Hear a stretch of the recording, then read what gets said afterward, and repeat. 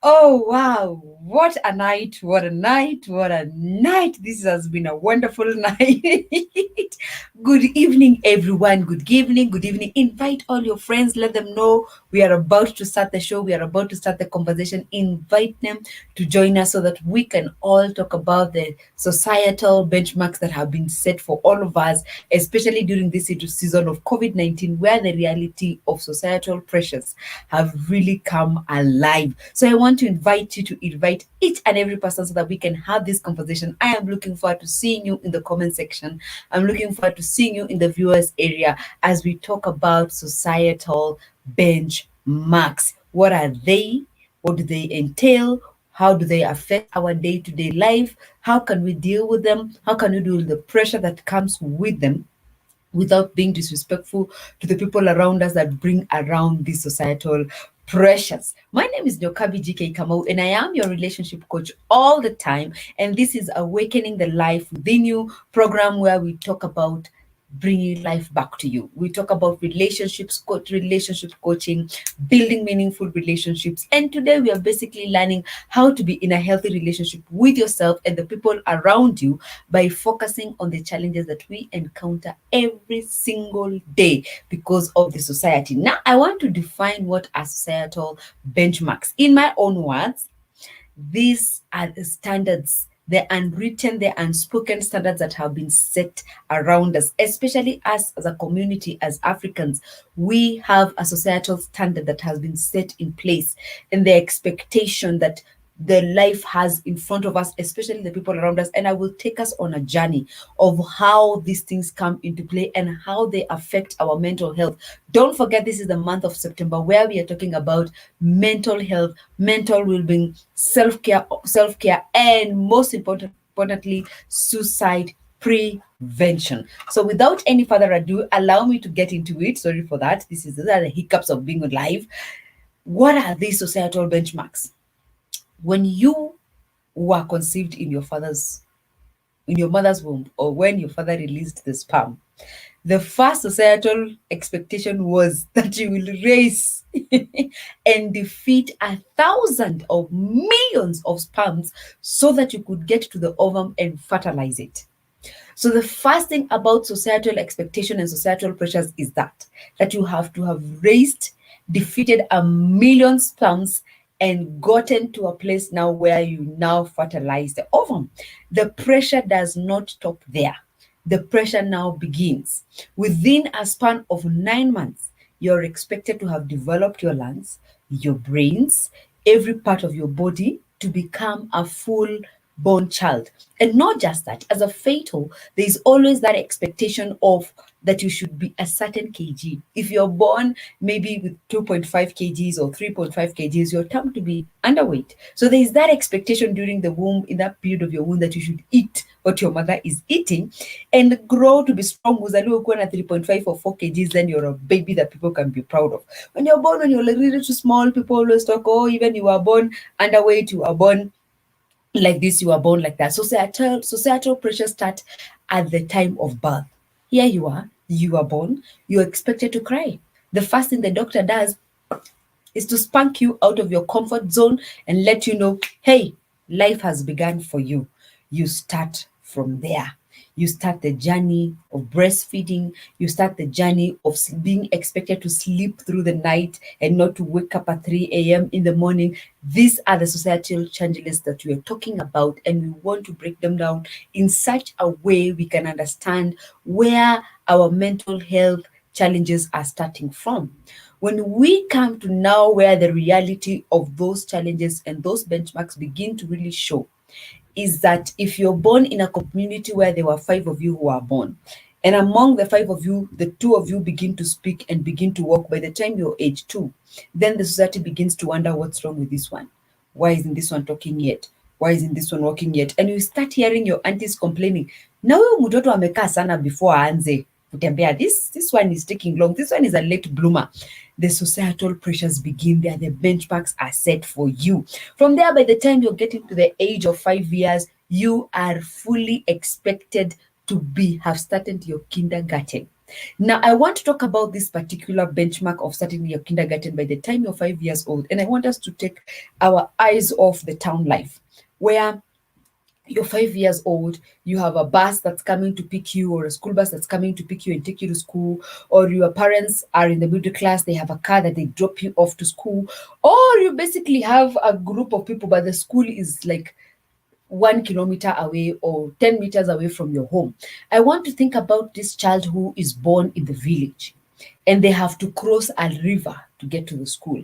They have to walk across a forest to get to their school. This child is not waited for to go to school by the time they are 5. Your parents have to wait to at least to get to 6 years or 7 years so that then they can allow you to go to school and they feel safe and you can be able to cross the river without the river carrying you away. Or you can even be able to hop onto the bicycle that's going to escort you to school. These are the societal benchmarks that we are looking at tonight. From that particular point, then you're expected to advance in education and actually finish class 8 by the time you are 14 years. So, what happens if you happen to have repeated one class? Or what happens if you became sick and you were not able to complete the third term in term and you had to repeat the year? What happens if you have a chronic illness and it requires for you to be away from school for 1 or 2, 3 years? Again, you miss the societal benchmark that is expected of you.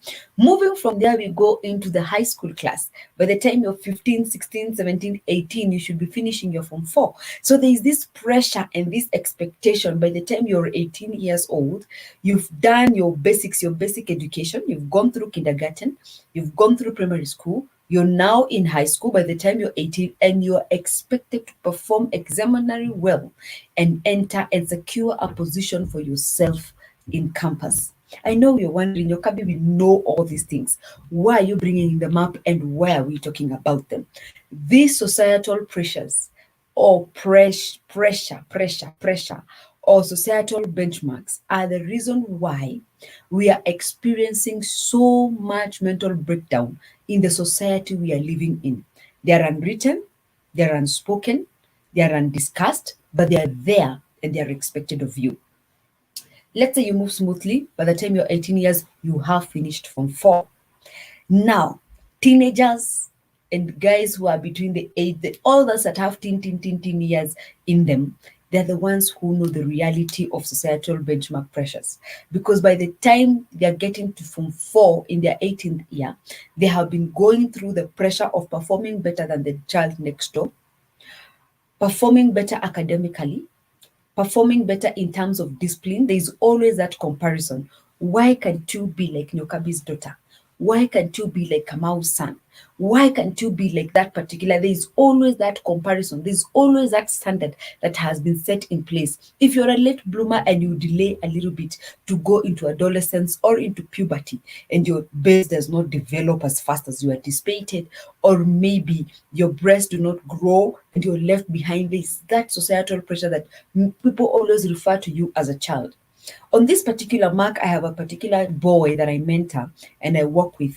And one of the fine days he had come from school and he told me, you know what, Nyokabi, I'm very stressed. And I asked him, what are you stressed about? What have you got to be stressed about? I mean, all you have to do is to go to school, read, pass, come home, eat, go to school, read, pass, come home. And he tells me, well, because I'm short, he's quite short. Every time I go to school, he's a Form 3 now. Everybody assumes that I'm a Form 1 and they moralize me and they treat me so badly because I'm short. And they say that I'm not growing because I'm not developing the beard, my voice is not deepening as he's growing with his age mates. So there are all these societal pressures that affect us. So this child, the focus and the concentration of his education is affected because the people around him are giving him pressure to break his voice. They're giving him pressure to start developing signs of growing a beard. They're giving him pressure to start growing taller than where he is because he's now in Form 3. At that time, he was complaining he was in Form 3. Now he's a candidate. He's being given the pressure to be as tall as the fellow guys who are in school with him. And it leaves you to wonder what happens to your mental states? What happens to the feelings that are within you? The feeling of inadequate starts at a very young age. And that's why we are seeing the rapid or the pandemic of suicide rates in this country. We come from that particular point and you go into the university. Immediately you have done your fourth year, assuming you're an average student, you manage to secure a B plus, a C plus, a C minus, assistant, and probably, well, a D plus. A D plus, I assume you would go to college. And there you are.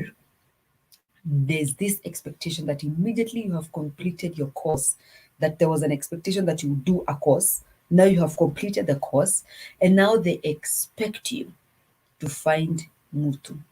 The questions begin. Uko na mtu? Have you found someone? What is happening? Are you dating? Are you a lesbian? Are you gay? What's going on? I don't see you taking interest in boys. What did boys do to you? The pressure begins. Let's say you're lucky and your life works out. By the time you're 26, which you're finished from 4, you've secured a job, you've gotten a job somewhere, you're now working, you're working class. The statements begin now, you're a working class. What are you still waiting for? It's time to get married. Things work out for you. Of course, you get employed by the time you're 26.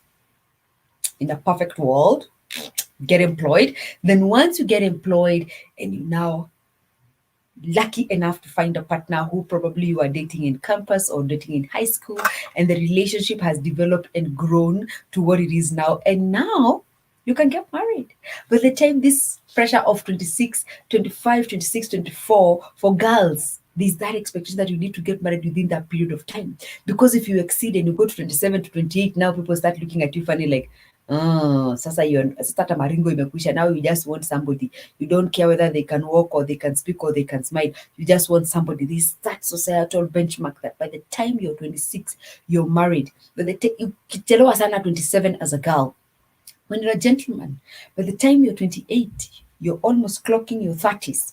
They expect you to have a wife and to have stabilized in life. Hey, wait until you finish the wedding day. Aiya mmeenda nyumbani Christmas. They start looking at you funny and looking for the baby to see if there are any signs of pregnancy. These are the societal pressures that we are talking about, the things we are looking at in depth to see what they mean and how they affect us. By the time you're getting to your second year of marriage, people are even advising you, excuse me, maybe you need to see a gynecologist. Ama ni hizi pitu ulikuwa unakunywa ukiwa university. Why do young people engage in sexual intercourse before marriage? Look, now you've delayed when you should have been having a child, you don't have the child, and there you are experiencing the pressure. The minute you have your first baby, this is a perfect life scenario we are talking about. You've had your first baby. The minute the baby starts to crawl, wamekuanzia tena. Oh, the baby needs another sister or a brother. They grow up together. Fazaa upate watoto wawili, uende kama umemalizia ukitoka hapo. They grow up together so that you can go back to being a girl. Societal benchmarks are what we are talking about tonight. Can you resonate with any of these things that I have talked about? Have you ever sat down and reflected over your life and wondered, the people that I went to university with are all married but me? Have you ever sat back and wondered, the people that I went to college with have now started their own businesses? They have two shops in town. They have a salon here. They have a workshop here. They have a thing here going on for them. And they're making money. And they seem to have bought a Fielder, an Allion, a Vitz. Their life seems to be working out. They are renting a 2-bedroom apartment, maybe in Kiambu, Westlands. You never know, the middle class levels. And you're looking at your life and you're thinking, where did I go wrong? You look at the people who you went to high school with, and immediately they didn't bother to go to college, they didn't bother to go to university, they didn't bother to concentrate on anything else. They married the girl they were dating next door, and now they have kids that are taller than you. You look at them and you're saying the same person you went to class 80, though you completed your form 4 levels with, has a son or a daughter who is in form 1.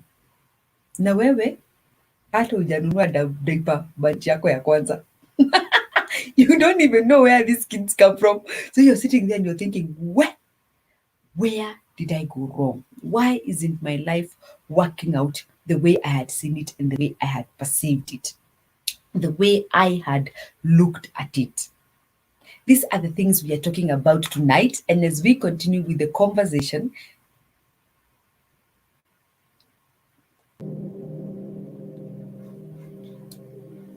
wow. And as we continue with the conversation and look at some of these challenges and how they affect us and how they relate with our lives today, I wanted to play a clip. I don't know where it went to, it disappeared.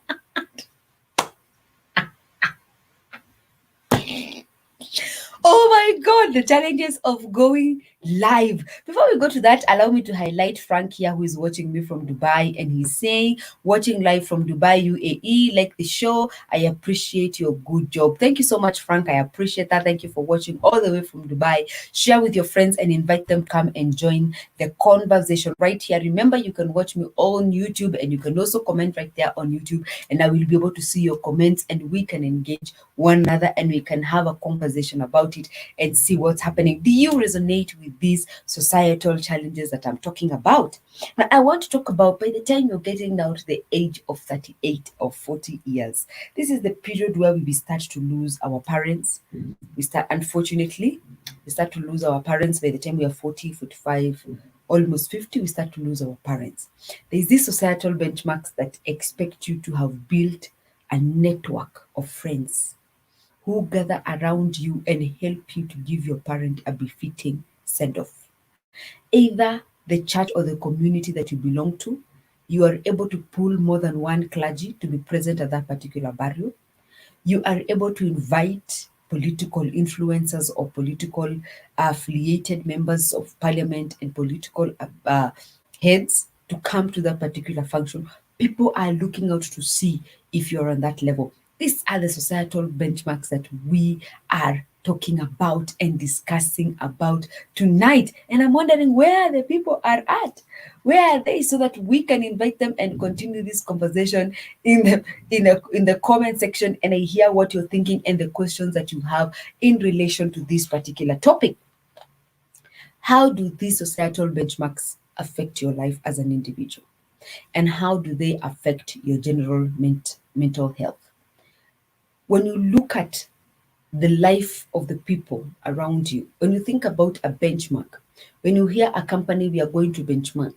In this particular country, we have our politicians who like to go to other countries very much to benchmark on what they can do for the roads. When a company goes into a benchmark mode, what they are looking at is the best performing company that they're in relations with, or they're in the same line of business, or a competitor in the line of business, and they are looking out to see what's happening in that company, what's their strategy, what's their brand, what's making them outstanding.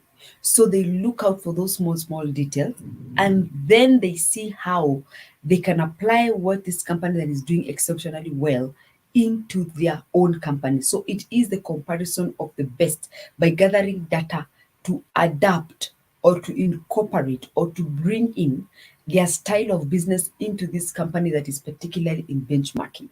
So how societal benchmarks or societal pressures affect you as an individual, they give you an idea on an ideal picture of how your life should pan out by the time you're at a particular age or a particular place in your life. And if your life does not pan out like that, or if it does not look similar to your peers or to the people that are around you, then you begin to feel the pressure from within and from without. You see that all your friends are driving. When you go for church, everybody drives in with a car. You're the one who's walking out.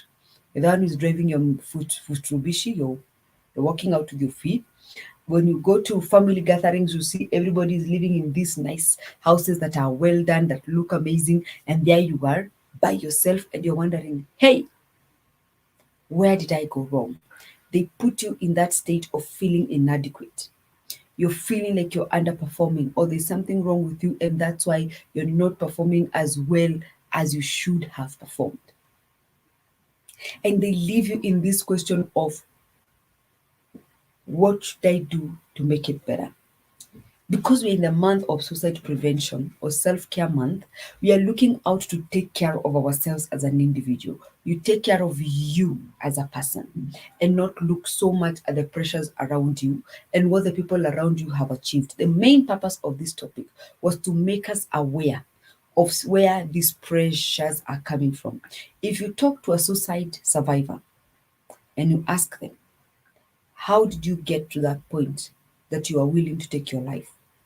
How did you get to that point that you not only thought about taking your life, you took the action towards taking your life? They'll always say, I didn't have money to eat and drink. Or they'll say, it's relationship based. My partner, I felt like my partner and I were not going where I had perceived our life would be. Or they'll always, it's relational, it's economical, it's spiritual. It affects your well-being, the societal benches that have been set, that are there, that you have to achieve at a particular point. When you cannot provide for your family, when you cannot provide for your family like your friends are providing for their family, like your age mates and your peers are performing, then you feel inadequate. The other reason that suicide survivors give for their suicidal is that they have given up on life and they really want to die because there is nothing better in front of them. The life cannot get better than where it is. You wonder, this notion of life cannot get better than where it is. Where is it coming from? It's coming from looking around and seeing things work out for the people around you and your peers and your age mates and all the age sect that you belong to. And you're thinking, I can't catch up. I can't keep up with these people. And that is why you begin to feel the way you're feeling. Another reason is debt. We are living in a world where people are living for show. We are living on social media, but reality, we are not living the life that we show on social media. You find somebody is driving a Range Rover, it's on loan. They live in a house that they are renting in a home compound. They are renting for almost 90,000 or 100,000, and they don't have that kind of income just because they can show by the time they were 40 they were living in their own homes. What happens when you can no longer afford this house? Or what happens if the owner of the house decides they want a new tenant and you have to move and you've told all of your friends that was your house? These are the pressures that are affecting our mental health and our mental well being and causing us to commit very serious crimes. The pressure of having a child in the first year or the second year of your marriage.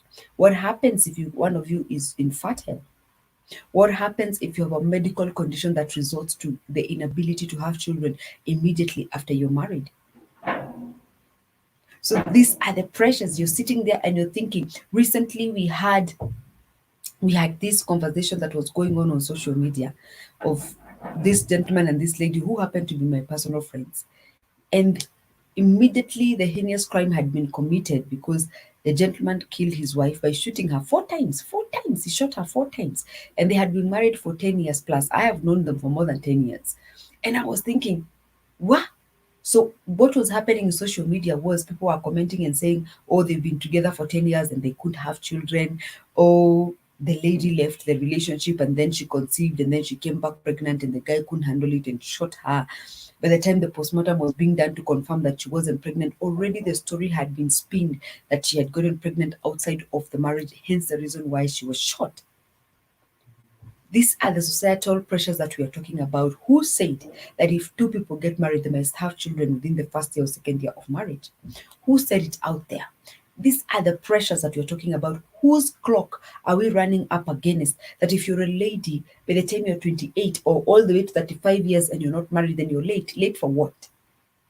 You're late for what? There's a time and a season for every single thing. And when I talk about this topic in this time and in this month of self care, and Self Love Month. I'm talking about it from a point of we are looking to prevent suicide. We are looking to alert you on the need to take care of yourself and to value the life that you have beyond the societal benchmarks that have been set there, unwritten and unspoken. But they are so expected that they are embodied within us. They are set within us that you're not able to perform outside of them. Isn't it interesting that these things affect us and we don't realize them because nobody is talking about them? Isn't it interesting that 12-year-olds and 8-year-olds and 10-year-olds are committing suicide in the world we are living in today? If you look at other countries, the Western countries, and you look at the statistics of the suicidal rates that are there, you'll be shocked. And it is the children between the ages of 8 and 18 years, and then you go to the middle aged men are the ones who are committing suicide. Why is that? Why the age between 8 all the way to 18 years? And from there, we move to the middle aged men. Why is that?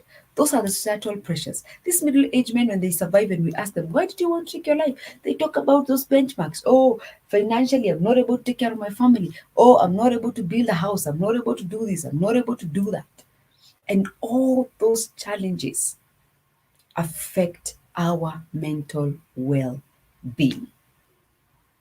They affect our mental well-being, one way or the other. So I just want to take this moment to encourage you before we come to the end of this amazing and beautiful show and tell you, yes, these benchmarks are there.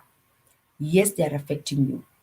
But the beauty about knowing in the self-care month what's really affecting you and how it's affecting you and the depth of it affecting you, then you can be able to deal with it.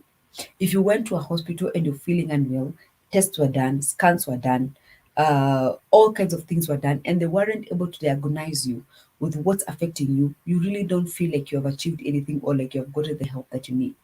But if you went and the test was done and you are told what's affecting you is your liver, is your lung, is no matter how terminal, of how critical the ill is, you begin to go on a journey of trying to fight what is eating at you.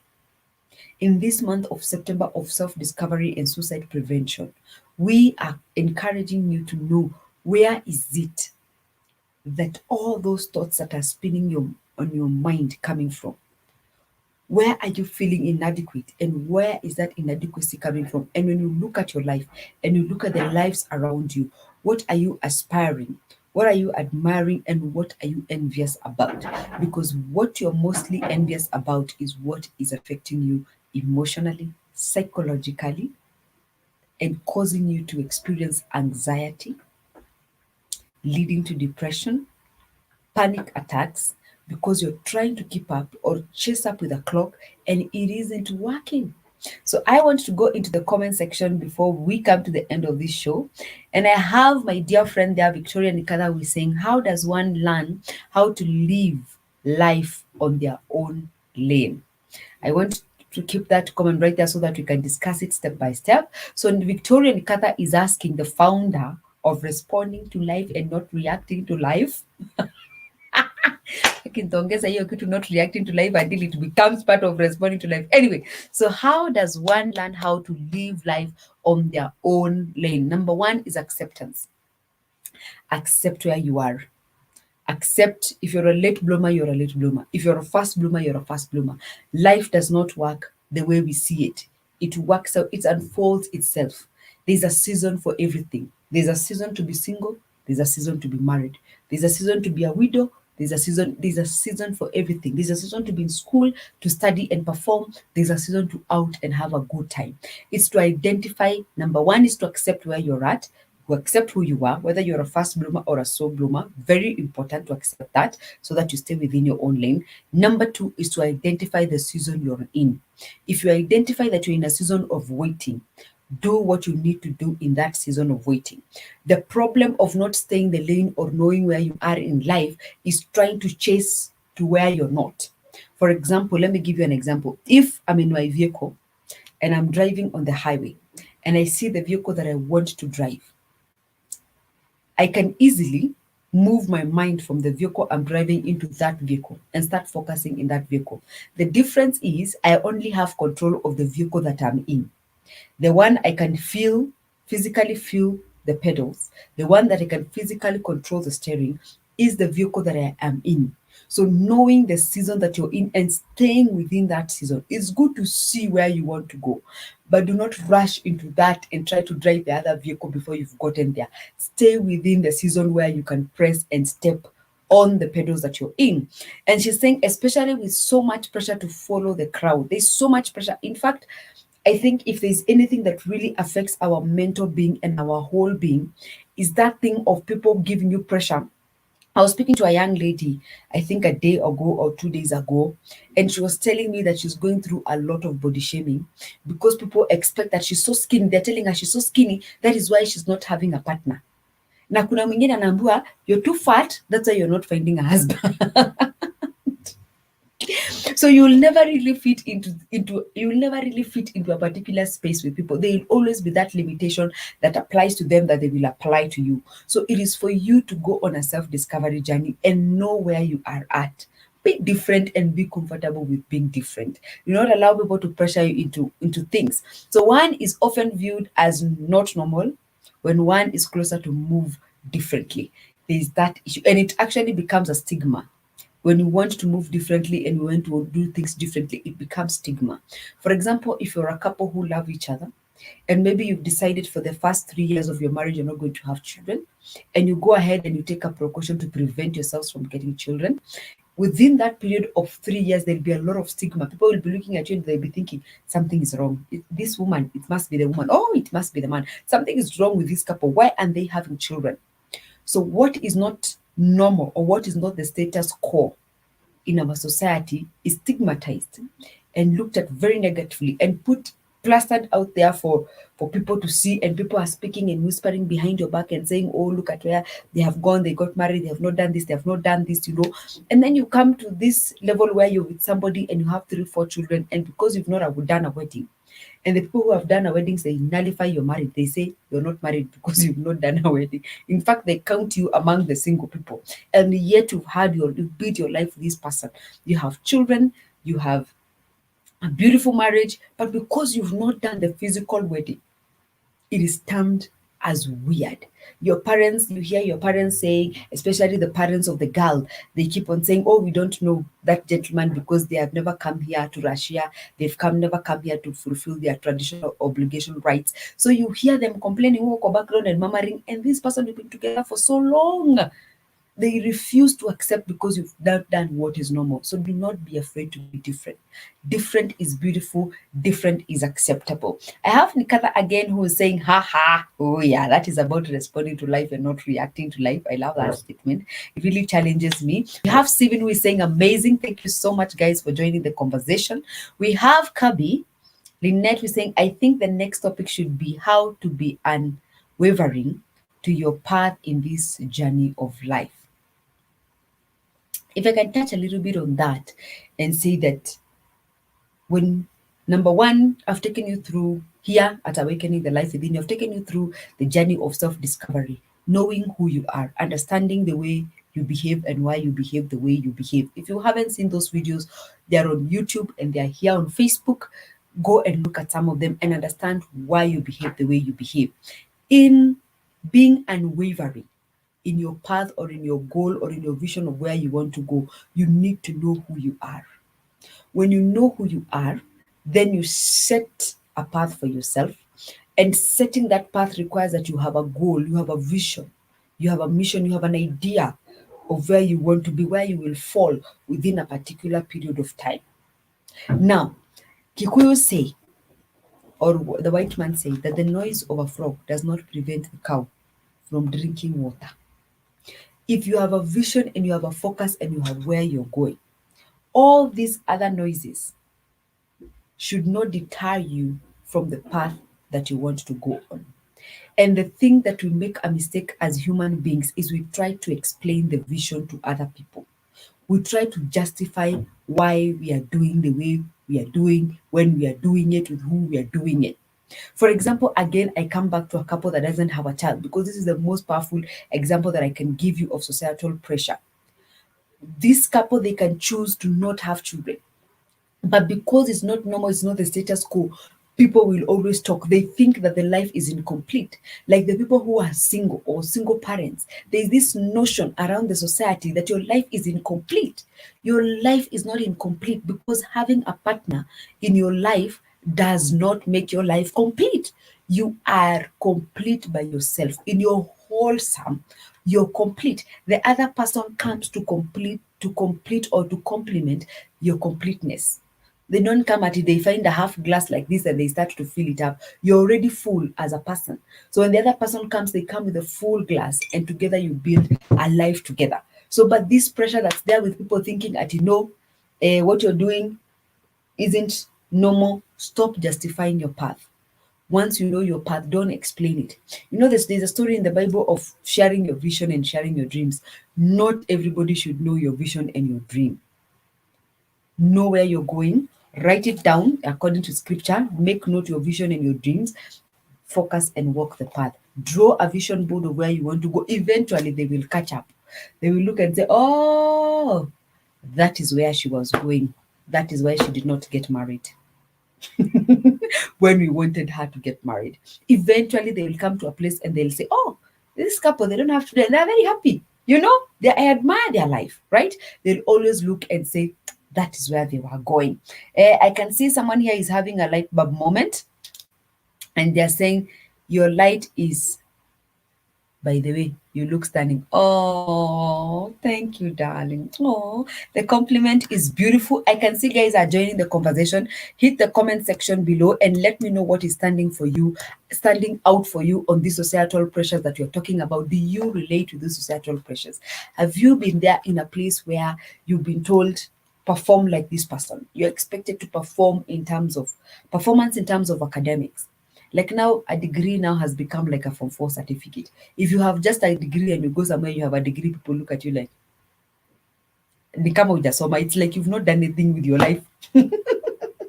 Because people now wanasoma all the way, they go and have masters. So if you have a masters now, they begin to talk to you. If you have a PhD now, you can have a conversation. By the time zamani masters ilikuwa ya watu wako na miaka 50, 40, 60s huko. Now masters are guys who are 25 and 24. The pressure is coming on and the degree is losing its value as time is going by. Do you resonate with these pressures? Are you a couple who just got married the other day and everybody has started looking at you funny? Why aren't you having babies? Kazi ni kurarua mashuka tu. They don't know whether you've ever experienced that state. They are looking at you funny. Are you a lady who is in your late 20s and people are asking, kwa nini hauna mtu? Why don't you have someone? Do you relate to some of these things you're talking about? Oh, we have Kabi who is saying, Sana, you look amazing. Oh, thank you. The compliments are coming. Now, I want to take this moment to appreciate each and every person who has joined this conversation tonight. And I hope that you've learned something about societal pressures, societal benchmarks, and societal pressures that are there.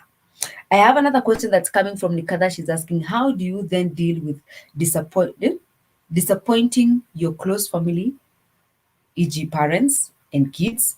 Those are your children. So to answer the first question, how do you therefore deal with disappointing your close families?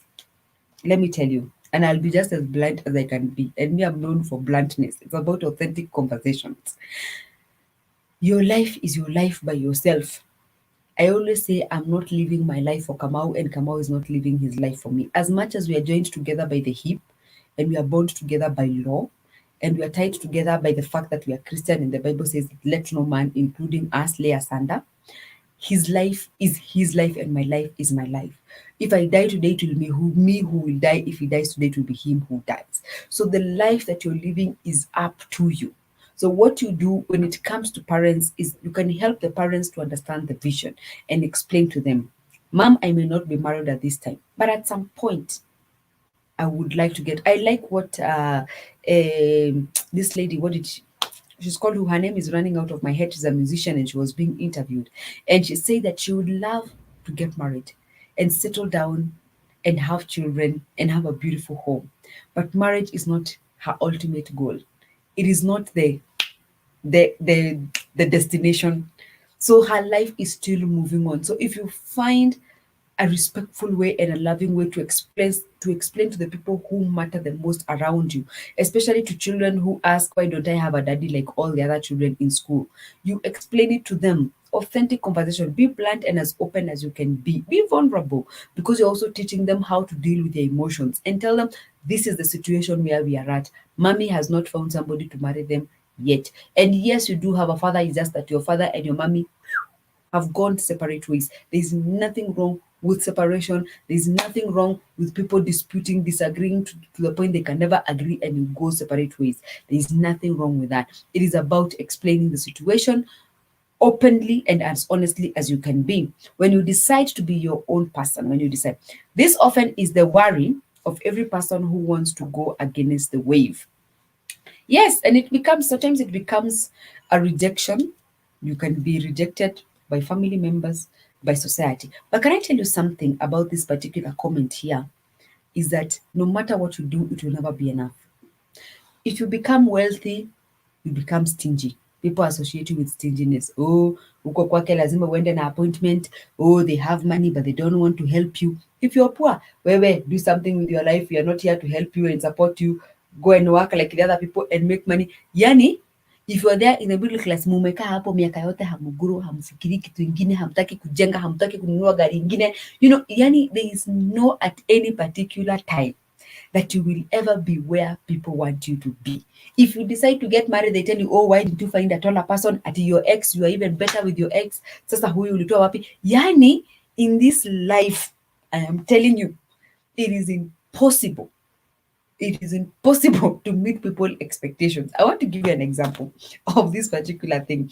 There's one time that I was going somewhere and I had gone with a group of ladies who happened to be my friends and some are family members.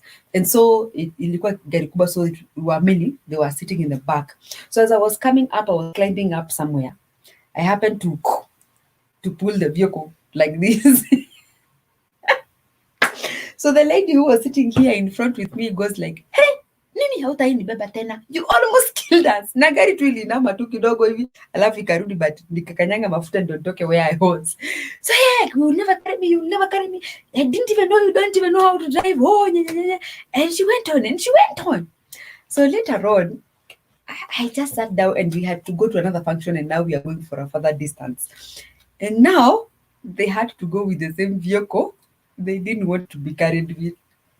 So when they came, akakuja na rafiki yake, akasema today our friend, now Makiu hii gari si yake. Gari ni So he comes with a friend who is a man and she says, Nyokabi, I know you like driving and I know this is your car and I know you're just giving us a lift, but I brought my friend and I want our friend to drive us. So I told her, oh, what you're going to do is you're going to get into a matatu and you'll be driven to where you need to go. But before you go, I want to understand, what is your issue really with my driving? Yes, gari na inamanga there. Yet even if I had actually caused an accident, literally tumeingia kwa mtaro or we spinned, what is your issue? And then she opens up and she says, women don't know how to drive. So she was just looking for an excuse to put me out of that driving seat of my own car. So what am I trying to tell you? In life, people will always limit you to their own limits. Later, I came to discover she doesn't know how to drive. I challenged her to learn how to drive. She did, and now she drives. Now, every time I see her, I ask her, do women don't know how? Yani, I always say, where are women who don't know how to drive? Whenever I see her driving, I have to tell her that statement because the minute she started learning, she became very good at it. But now, before she knew that women can drive, she had put me in that cluster of you're doing things that are not normal, you're doing things that are not acceptable. And especially because I was driving a manual car and she thought maybe I couldn't control the ditch and the manual and what was happening. People will always put you in a space and they will always try to limit you within that space or confine you within their fears and their challenges. What I normally say, if my star is too bright for you, please put on some sunglasses and don't dim my light because you can't handle the light. Please don't dim my light because you can't handle the light. Let us go to this comment here. They're saying these shows are literally free. That are all. Kabi is saying these shows are literally free therapy. I thank God for that. So thank you for all the advice and the time you guys take to research and guide us. There is always something I learn. Be blessed. Oh, thank you so much, Kabi. We appreciate the love. We appreciate the comments. We have responding to life, responding to life and not reacting to life. He's saying, yes, Nyokabi, I really love this responding to life. It really blesses me. I always ask myself, am I about to respond to life or am I about to react to this situation? If my star is too bright, please put on your sunglasses. Yes, please don't try to dim my light. Let it shine, let it shine, let it shine. I think I've covered all the comments. I'm trying to see. Oh, let me see this one for Victoria. What she's saying: on multi occasions, I have been asked when I'm getting married. Aki, let me tell you, this question, it is happening. Oh my God. The other day, I realized how it's affecting somebody who is very close to me. Me being a victim of those people who always ask, umepata mtu. Now I have okoka, I will not do it. It's no longer funny. And she's saying, on multi occasions, I have been asked when am I getting married by people who do not even have anything to do with my life. They are nosy like that. People I am not close to, and even often I have been linked to by peers who right now are getting married and getting pregnant. Let me tell you, people think that marriage is the ultimate goal. I always say when I'm doing my premarital counseling, marriage is the only institute that you get certified first before you have gone through the learning process. And having said that, let me remove this so that you can see my face and I'll highlight it back. Marriage is the only institute that you get a certificate or you get certified. You get certified before you have gone through the learning process. And marriage is the only institute where the people who are in it are trying to get out and the ones who are outside are trying to get in. And marriage is the only true love eye opener. They say love is blind, marriage is the opener. It opens your eyes. So we don't get into marriage just because pressure is there. We don't get into marriage because you got pregnant. Marriage is a number one, is a lifetime commitment, and it is a decision. It is not emotional. It is not driven by emotions. It is not driven by circumstances. It's a personal decision. I see people, they look at me, they tell me, oh, Nyokabi, I admire your marriage, especially when they see me with my husband and they're like, oh my God, I love your marriage so much. And I tell them, marriage is hard work, full time.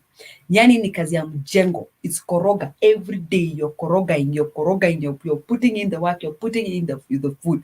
And people think that, oh, you should get married so that you can be called Mrs. Swen. So, my friend, get married to that person who you think this person I can spend the rest of my life with. And you purpose to do it. Whether they snow, they fart, tear gas, they chew with their mouth open, they sleep with their eyes open like marriage is the only institute that you get certified before you have gone through the learning process. And it snaps you out of your foolishness. So if you're out there and you're single, watch out, watch kupatia pressure. Hey, get married, get married. My friend, make the decision yourself. Do not settle because you're late. Late for what? Whose clock are you looking at? Who are you chasing? Late for what? You know, these things, Aki. I don't even want to talk about this thing. If I continue like this, I will say something. So here we are. Where were we? We had read and getting pregnant. My close friends as well aware of my ambitions, but the only people who see there is the age. So yes, the pressure is real. You know, the age thing, I really think this age thing is something that we really need to address as a society, because I don't know who said that you have to be married at by the time you are a particular age. I don't know. There is the issue of biology, but siku hizi we are playing God. We are going ahead before biology. We are playing God. And even if it's the issue of biology, there is health, balancing your hormones and taking care of yourself that can actually delay the process of menopause for you, because you get into menopause early because of your diet and the way your lifestyle you're living. So if you live the lifestyle properly, you'll delay a bit. So what other reason is there really for people to get married? Oh, to have children. For the pressure to have children. Oh my goodness, children are the ultimate goal. And then when you have the children, and then when you get married, and then this is the question I always ask young people. Oh, I need to find the love of my life and get married. And then life has to be fulfilling for you by yourself before you can bring in another person. Don't bring in two pieces together and try to make them whole. You'll only have a whole broken piece. That you'll only have a whole. Oh God, for a marriage advocate, I sound like I am against marriage. I am not against marriage. I'm just supposed. pushing for reality. So I've really enjoyed hanging out with you. We are about to come to the end of this beautiful show. I want to thank each and every person that has joined me in the comment section, and from joining me from wherever that you are able to join me from. Thank you for joining the conversation. If you have learned something that has stood out for you, or if you have a question in relation to some of these things that we have talked about, or if you missed the first part of the conversation, you came in a bit late, please go and watch it again and leave your comments in the comment section, and I will definitely respond to that. So thank you so much for joining me. Thank you for being part of this amazing conversation. And I want to thank Victoria Nikata in the background for being awesome, for playing the things that you're playing that people can see coming there and they're thinking it's me. It's not me. It's Nikata. Thank you so much for the love. So remember to like Awakening the Life Within You on Facebook, like Nyokabi GK Kamau on YouTube. Follow if you like this kind of content. I have amazing videos. Subscription is free.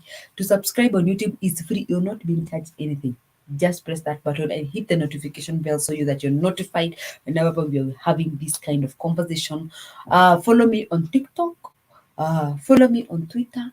I think that's it. Those are all the social media platform and LinkedIn. And do not forget hashtag responding to life and not reacting to life. I'm starting my own movement, Nikata, of not reacting to life. We are responding and not reacting to life. So I want to wish you an amazing night and see you next Thursday, same time, same place. Tell a friend to tell a friend, and let's keep having authentic conversation and building meaningful relationships. Oh, Susan, thank you so much for joining the conversation. Susan, I appreciate you, darling, and I can't wait to host you. Oh, thank you so much for the beautiful teachings. You're welcome, beautiful people. So shall we close the show? Yes, let us close the show.